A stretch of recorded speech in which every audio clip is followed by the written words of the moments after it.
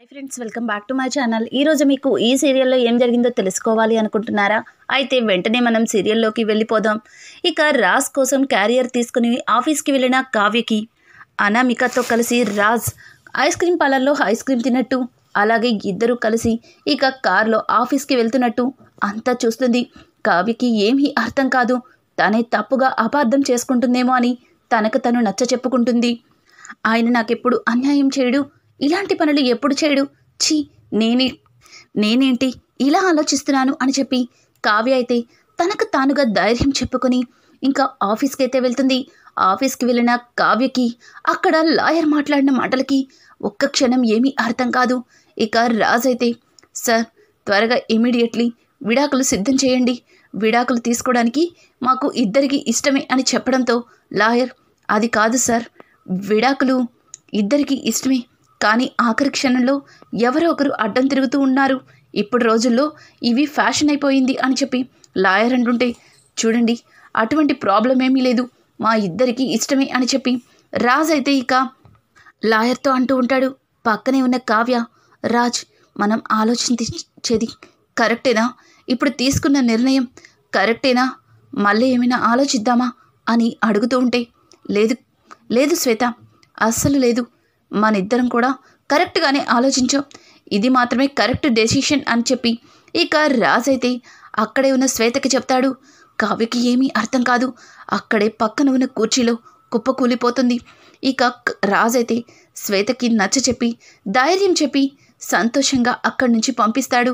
అలా శ్వేతని పంపించిన తర్వాత రాజ్ వెనక్కి తిరిగి చూసేసరికి కావ్య కనిపిస్తుంది. కావ్యని చూసిన రాజ్ నోట్లో నుంచి మాట రాకుండా అలాగే బిగుసుకుపోతాడు. కావ్య కళ్ళనీళ్ళు తుడుచుకొని, ఏవండి మీరు ఉదయం నుంచి ఏమీ తినలేదు, మీకోసం టిఫిన్ తీసుకొచ్చాను, మీరు బయట ఫుడ్ తినరని చెప్పి తెలుసుకొని ఇదిగో క్యారియర్ తీసుకొచ్చాను అని చెప్పి కావ్య అయితే ఏమీ తెలియనట్లుగానే నార్మల్గానే మాట్లాడుతుంది. కానీ రాజ్ మాత్రం, కావ్య అంతా తెలిసినా ఎందుకు ఇలా మాట్లాడుతుంది, తను ఎందుకు నన్ను ప్రశ్నించట్లేదు, ఎందుకు నన్ను నిలదీయట్లేదు అని చెప్పి కావ్య గురించి రాజ్ తన మనసులో కాస్త భయపడతాడు. ఇక కావ్యకి కలవతి అని అంటుంటే, ఏవండి తినేటప్పుడు మాటలెందుకు, చక్కగా ప్రశాంతంగా మీకు ఇష్టమైన టిఫిన్ తీసుకొచ్చాను, ముందు తినండి అని చెప్పి ప్లేట్లో టిఫిన్ పెట్టేసి అక్కడే వాటర్ పెట్టి కావ్య బయటికైతే వెళ్తుంది. ఏయ్ కలవతి, ఎక్కడికి వెళ్తున్నావు, నువ్వు కూడా ఇక్కడే కూర్చోవచ్చు కదా అని అంటూ ఉంటే, మీరు ఎప్పుడు అంటారు కదా నేను ఎదురుగా ఉంటే మీకు తినాలనిపించదు అని, అందుకే మీరు తినే వరకు బయటే ఉంటాను అని చెప్పి ఇక కావ్య అయితే బయటికి వెళ్ళి కూర్చుంటుంది. రాజ్ టిఫిన్ తింటాడే కానీ కావ్య మొహం చూసి తను ఏమీ కూడా మాట్లాడలేకపోతాడు.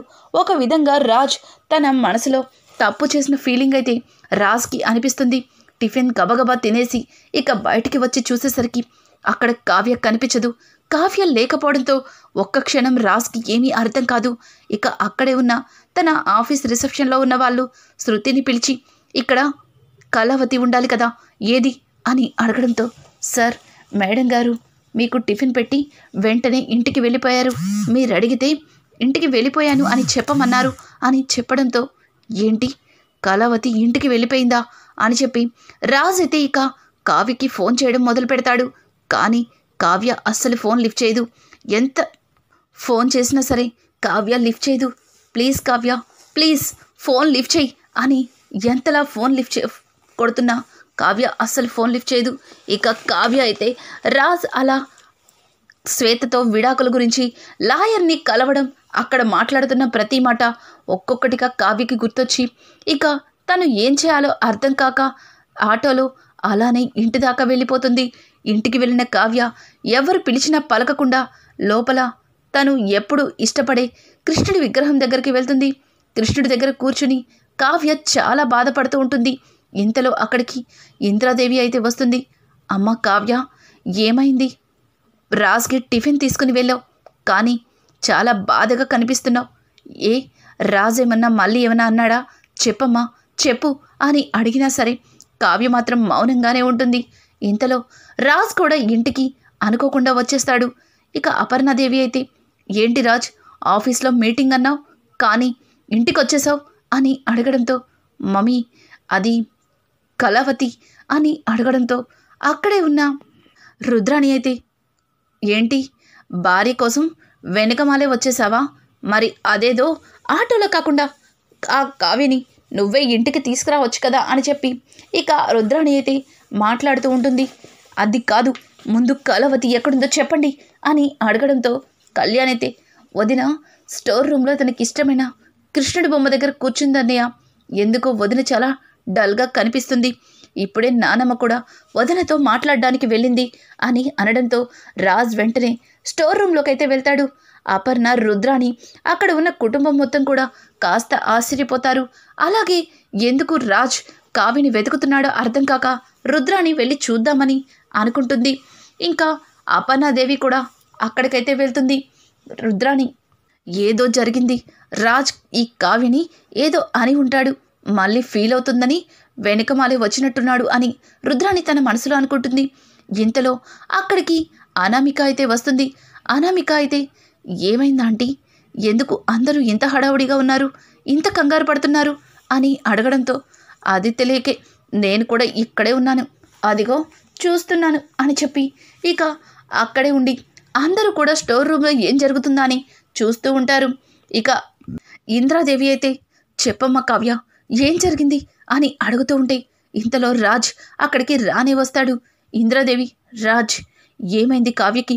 నీ దగ్గరికి టిఫిన్ తీసుకుని వచ్చింది, ఆ తర్వాత చాలా మౌనంగా ఇదిగో ఇలా ఇక్కడ కూర్చుంది, అసలు ఎవరు పిలుస్తున్నా పలకటం లేదు, ఏమీ మాట్లాడటం లేదు, ఏం జరిగిందిరా అని అడగడంతో, నేను మాట్లాడతాను నానమ్మ, నేను మాట్లాడతాను అని చెప్పి, ఏయ్ కళావతి, ఏంటి అలా టిఫిన్ పెట్టి వెళ్ళిపోయావు, మాట్లాడాలని చెప్పాను కదా అని అంటుంటే ఇక వెంటనే కావ్య పైకి లేచి, క్షమించండి, ఇక మీరు నాతో ఏమీ మాట్లాడవద్దు, అలాగే నేను కూడా మీతో చెప్పవలసిన ఏమీ లేవు, మీరు కొన్ని వైట్ పేపర్స్ని తెచ్చిస్తారా?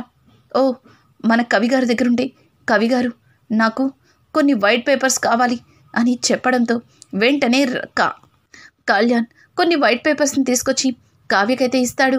ఇక కావ్య ఆ వైట్ పేపర్స్లో అన్ని పేపర్స్ మీద సంతకాలు పెట్టి రాజ్కైతే ఇస్తుంది. ఇదిగోండి నా సంతకాల కోసం మళ్ళీ మీరు నా దగ్గరికి రానవసరం లేదు, మీరు ఇందులో ఎలా టైప్ చేసుకుంటారో మీ ఇష్టం అని చెప్పి కావ్య ఆ తెల్ల పేపర్లని రాజ్ చేతిలో పెట్టి అక్కడి నుంచి బయటకైతే అడుగు పెట్టబోతుంది. ఆగు కళావతి అని చెప్పి రాజ్ కావ్య చేయి పట్టుకుంటాడు. కావ్య, వదలండి ప్లీజ్, దయచేసి ఇక నన్ను మభ్య పెట్టాలని చూడకండి, నేను అంతా విన్నాను, అంతా చూశాను, కానీ ఎందుకు ఇలా చేస్తున్నారు అని నేను మిమ్మల్ని ప్రశ్నించను, ఎందుకంటే నేను మీ జీవితంలోకి బలవంతంగా వచ్చాను, అలాగే మీతో ఇన్ని రోజులు కూడా ఒక బలవంతపు కాపురమే చేస్తున్నాను, ఏ రోజు కూడా మీరు నన్ను భార్యగా కూడా చూడలేదు, కనీసం సాటి మనిషిలా కూడా చూడాలని అనుకోలేదు, ఏదో ఒక మూల చిన్న ఆశ మళ్ళీ ఆయన మనసు మారి నన్ను భార్యగా అంగీకరిస్తారేమో, జరిగినవన్నీ మర్చిపోయి సంతోషంగా ఉంటావేమో అని చాలా అంటే చాలా ఆశపడ్డాను, నన్ను క్షమించండి అని చెప్పి కావ్య ఇక బయటికి వెళ్ళిపోతూ ఉంటే ఇంతలో కావ్యకి ఎదురుగుండా శ్వేత కనిపిస్తుంది. శ్వేతని చూసిన కావ్య ఏమీ మాట్లాడకుండా పక్క నుంచి వెళ్ళిపోతుంటే, ఆగు కావ్య, ఆగు, ఎక్కడికి వెళ్తున్నావు? నువ్వు ఆఫీస్లో చూసిందంతా కూడా నిజం కాదు, నువ్వు ఇలా వెళ్ళిపోతే రాజ్ ఏమైపోతాడు అని ఒక్కసారిగా శ్వేత చెప్పిన మాటలకి కావ్యకి ఏమీ అర్థం కాదు. ఏం మాట్లాడుతున్నారు మీరు? మీ ఇద్దరు ఒకరికొకరు ఇష్టపడ్డారు, అలాగే నాకు ఆయన విడాకులిచ్చి మిమ్మల్ని పెళ్లి చేసుకోవాలి అనుకున్నారు, కానీ ఇప్పుడొచ్చి ఇలా మాట్లాడుతున్నారేంటి అని అంటూ ఉంటే ఇక శ్వేత గట్టిగా నవ్వి, నువ్వు పొరపాటు పడుతున్నావు, ఆయన నాకు కేవలం స్నేహితుడు మాత్రమే, నువ్వు ఆయన్ని తప్పుగా అపార్థం చేసుకున్నావు. రాజ్ నేను చిన్నప్పటి నుంచి కలిసి ఒకే స్కూల్లో చదువుకున్నాం, ఒకే కాలేజీలో చదువుకున్నాం, ఒక విధంగా రాజ్ నేను చాలా బెస్ట్ ఫ్రెండ్స్, కాకపోతే తను అబ్బాయి, నేను అమ్మాయి, నేను ఇంట్లో అందరికీ తెలుసు అని చెప్పి ఇక కావ్యని తీసుకొని లోపలికైతే వెళ్తుంది శ్వేత. శ్వేతని చూసిన కుటుంబం అంతా శ్వేత అంటే శ్వేత అని తనని పలకరించి హక్కును చేర్చుకుంటారు. ఇంతలో ధాన్యలక్ష్మి అయితే, ఏంటి శ్వేత, పెళ్లి చేసుకున్న తర్వాత కంటికి కనిపించడమే మాయమైపోయావు అని అంటుంటే అదే టైంలో రుద్రాణి పెళ్లి చేసుకుంది కానీ ఏం లాభం, ఆ చేసుకున్నవాడు చాలా దుర్మార్గుడంట, చాలా బాధలు పెడుతూ ఉంటాడంట. ఆ టార్చర్ భరించలేక పుట్టింటికి వచ్చేసింది. పుట్టింటికి వచ్చి మన రాజు మీద పడ్డట్టుంది. అందుకే కావ్య ఇంత పెద్ద నిర్ణయం తీసుకున్నట్టుంది అని చెప్పి రుద్రాణి ఎప్పట్లాగానే ఇంకా తప్పుగా మాట్లాడుతూ ఉంటుంది. రాజైతే అత్త, ఒక సాటి ఆడపిల్ల గురించి ఇలా నువ్వు తప్పుగా మాట్లాడడం ఏమాత్రం కూడా కరెక్ట్ కాదు. తను బాధల్లో ఉంది, బాధల్లో ఉన్న మనిషిని ఇలా బాధ పెట్టడం నీకు కరెక్ట్ కాదు అని చెప్పి రాజైతే రుద్రానికి చీవాట్లు పెడతాడు. పక్కనే ఉన్న కావ్య, చూడండి, ఎదుటివారి బాధని మనకి అనుకూలంగా మలుచుకోవడం ఏమాత్రం కూడా సంస్కారం కాదు. సారీ శ్వేత, నీ గురించి తప్పుగా అపార్థం చేసుకున్నాను, రాముడు లాంటి వాడి మీద నిందలు వేశాను అని అంటుంటే, చూడు కావ్య, నువ్వు రాజ్ని పూర్తిగా అర్థం చేసుకున్నావని అనుకున్నాను. నీలాంటి భార్య దొరకడం రాజ్ అదృష్టమని రాజ్ ఎన్నోసార్లు నాకు చెప్పాడు. కానీ నువ్వే ఆయన్ని అర్థం చేసుకోకుండా ఇలా అపార్థం చేసుకుని ఇంటి నుంచి అడుగు బయట పెట్టడం ఏమాత్రం కూడా కరెక్ట్ కాదు. నువ్వు ఒక్క క్షణం ఆలోచించి ఉండాల్సింది అని చెప్పి ఇక శ్వేత అయితే కావ్యకి నచ్చ చెప్తుంది. ఇంతలో శ్వేత తల పక్కకి తిప్పి అనామికని చూడడంతో అనామిక ఒక్కసారిగా రుద్రాణి వెనక దాక్కుంటూ ఉంటుంది. రుద్రాణి అయితే ఇదేంటిది, ఇంతవరకు ఏవో పెద్ద పెద్ద డైలాగ్స్ వాడింది, ఇప్పుడు నా వెనక దాక్కుంటుంది, దీనికి శ్వేత ముందే తెలుసా అని చెప్పి ఇక రుద్రాణి అయితే పక్కకంటూ జరుగుతుంది. ఇక అనామికని చూసిన శ్వేత, అనామిక నువ్వేంటి ఇక్కడున్నావు అని అడగడంతో ఇంట్లో అందరూ కూడా ఆశ్చర్యంగా చూస్తారు. శ్వేత, నీకు అనామిక తెలుసా అని ఇక ధాన్యలక్ష్మి అడుగుతుంది. అయ్యో, నాకు అనామిక తెలియకపోవడం ఏంటంటే, తను మా అన్నయ్య చాలా ప్రాణానికి ప్రాణంగా ప్రేమించుకున్నారు అని చెప్పడంతో ఒక్కసారిగా కుటుంబం మొత్తం షాక్ అయిపోతుంది. ఏం మాట్లాడుతున్నావు శ్వేత, నువ్వు మాట్లాడేది నాకు అర్థం కావట్లేదు అని రాజ్ అంటుంటే, అవును రాజ్, నీకు ఆ రోజు చెప్పాను కదా, పాపం అన్నయ్య తిను ప్రాణానికి ప్రాణంగా ప్రేమించుకున్నారు. కానీ అన్నయ్యకి అనుకోకుండా చిన్న యాక్సిడెంట్ అయింది. ఆ యాక్సిడెంట్లో అన్నయ్యకి కాలు ఒకటి పోయింది. అప్పుడు వీళ్ళ కుటుంబంలో వీళ్ళ ఫ్యామిలీ వాళ్ళు అన్నయ్యకిచ్చి పెళ్లి చేయడానికి ఇష్టపడలేదు. పైగా ఈ శ్వేత వాళ్ళ నాన్నగారికి కాస్త డబ్బాస్ ఎక్కువ అని చెప్పి, సారీ శ్వేత, నా బెస్ట్ ఫ్రెండ్ కదా, నిజమే చెప్తున్నాను అని చెప్పి ఇక శ్వేత అయితే అనామిక గురించి మొత్తం నిజాన్ని బయట పెడుతుంది.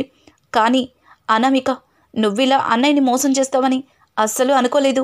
మీ నాన్నగారంటే డబ్బాస్తో వద్దు అన్నారు.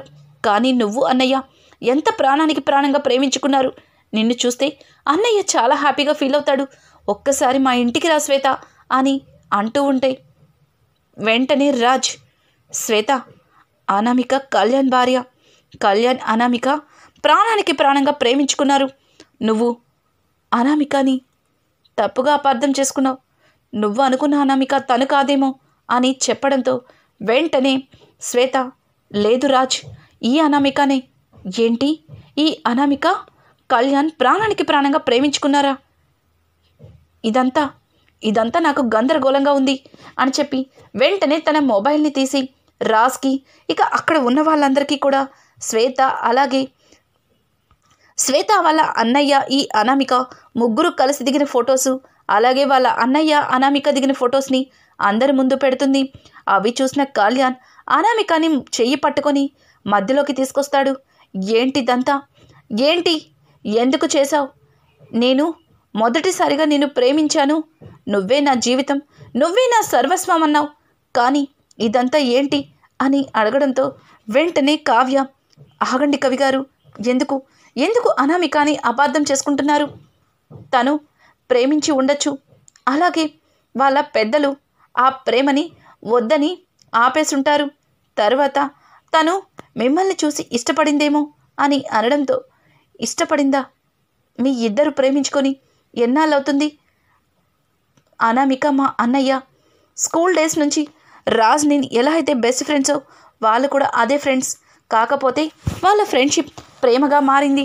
అన్నయ్యకి గత 2 నెలల క్రితమే కాలు ఇరిగింది అని చెప్పడంతో ఇక కళ్యాణ్ అయితే కళ్ళు పెద్దవి చేసి అనామిక వైపు చూస్తూ ఉంటాడు. కావ్యకి పూర్తిగా అర్థమవుతుంది విషయం ఏంటన్నది. అలాగే రాజ్ కూడా ఇదంతా కూడా ఆస్తి కోసమే చేశారని అర్థమవుతుంది. ఇక కావ్య రాజుల మధ్యలో ఉన్న శ్వేత అపోహ తొలగిపోయి అనామిక ఆస్తి కోసమే కళ్యాణ్ని ప్రేమించి పెళ్లి చేసుకుంది అన్న నిజమైతే బయటపడుతుంది. ఇక రానున్న ఎపిసోడ్స్ మరింత ఇంట్రెస్టింగ్గా మారబోతున్నాయి. ఈ వీడియో కనుక మీకు నచ్చినట్టయితే లైక్ చేసి సబ్స్క్రైబ్ చేసుకోవడం మాత్రం మర్చిపోకండి. Thanks for watching.